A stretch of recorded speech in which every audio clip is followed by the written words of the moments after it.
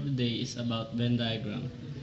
Venn diagram is a graphical representation that is composed of rectangle that means space and circle means set.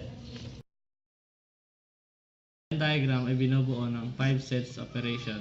Isa doon ay ang union. Ang union ay binubuo ng A union B. Para makuha ang A union B, ganito ang gagawin. Ay binubuo ng 1, 2, 4, 8, 6, 10. Ang B naman ay binubuo ng 2, 5, 8, 10, 11. Para makuha ang union ng A and B, pagsasamahin mo lang ang value ng A and B. Katulad nito.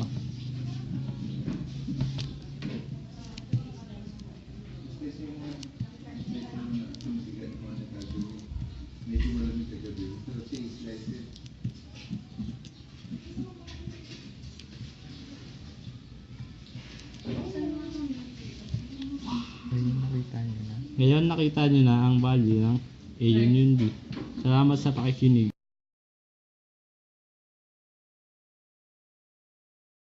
Pangalawa, sa 5 sets operation ng Venn diagram ay A intersection of B. Para sa formula na yon ay A intersection of B. Para makuha ang A intersection of B, ganito ang gagawin nyo. Tulad ng kanina, ang value ng set A ay 1, 2, 4, 8, 6, 10. At ang value naman ng set B ay 2, 5, 8, 10, 11. Para makuha ang intersection ng A at B, kukunin mo lang ang magkaparehong value ng set A at set B.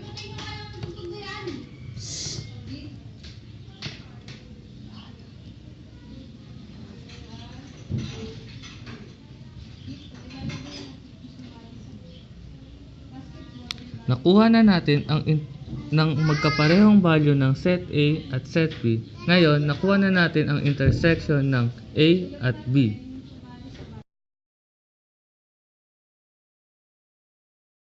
Ang pangatlo sa 5 set operation ng Venn diagram ay difference. Ang formula ng difference ay A minus B or B minus A. Para makuha ang A minus B or B minus A, ganito ang gagawin nyo.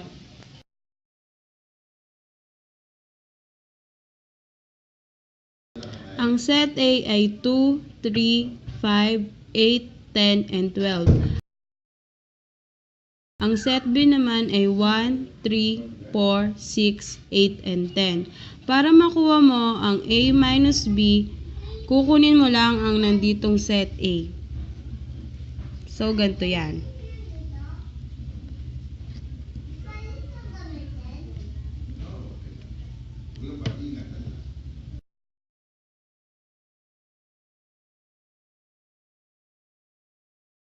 Apat sa 5 set operation ng Venn diagram ay complement.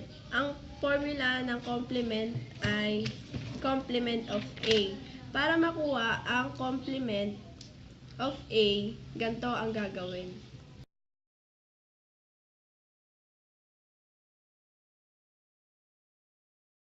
Ang set of A is 2, 3, 5, 8, 10, 12.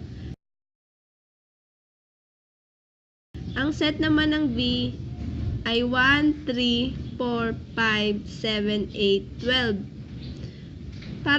Ang kukunin lang natin ay 1, 4, 7. Dahil ito, sakop to ng A. Ito ang B. Kaya ang mangyayari is 1, 4, 7.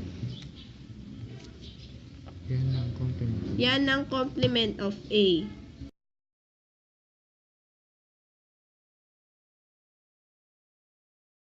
Panglima, sa 5 set operation ng Venn diagram ay ang symmetric difference. Ang formula ng symmetric difference ay A symmetric of B. Para makuha ang symmetric difference, ganito ang gagawin.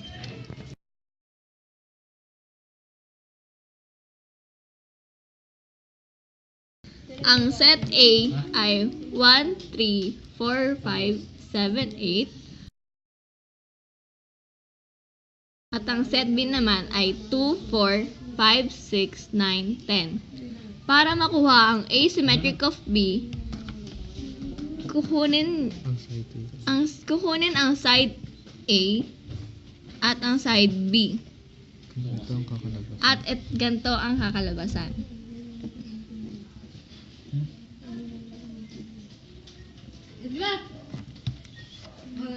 One, 3, 7, 8, 2, 6, 9, 10. Ganyan.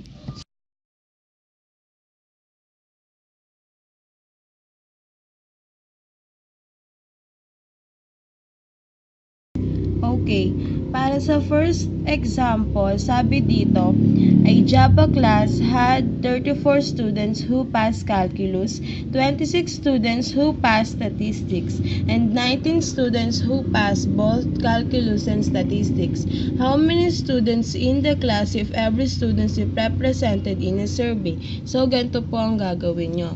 Gagawa muna kayo ng rectangle na ibig sabihin yan, makakagawa kayo ng Venn diagram, then dalawang circle. Okay, may Venn diagram na tayo. Then, kukunin natin yung students na both daw nakukuha na nakapasa ng calculus and statistics. So, ito yan, yung 19 students na nakapasa ng parehas. So, lalagyan natin siya dito sa gitna. Then, yung 34 students ay ilalagay natin dito. Ito ay calculus at ito ay statistics. So, 34 students sila. 34 students daw sa calculus. Then, sa statistics daw ay 26. Para makuha natin yung dalawang nasa loob nito, ang gagawin lang natin, i-minus natin yung parehas sa nandito sa gitna. Okay, 34 minus 19 is equals to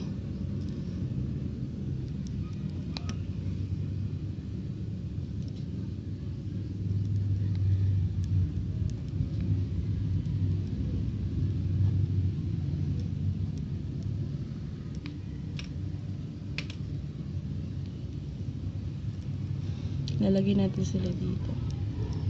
Yan. So, ayan na po ang ating sagot. Thank you.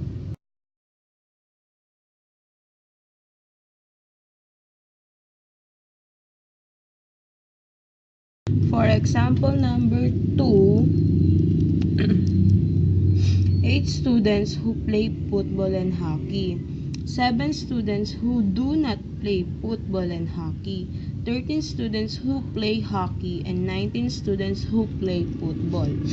So, ito yan. Gawa ulit ng, syempre, rectangle.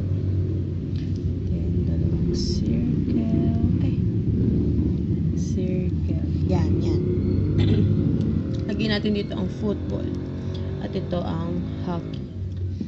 Then, sabi dito, 8 students daw ang nagpe-play ng football and hockey.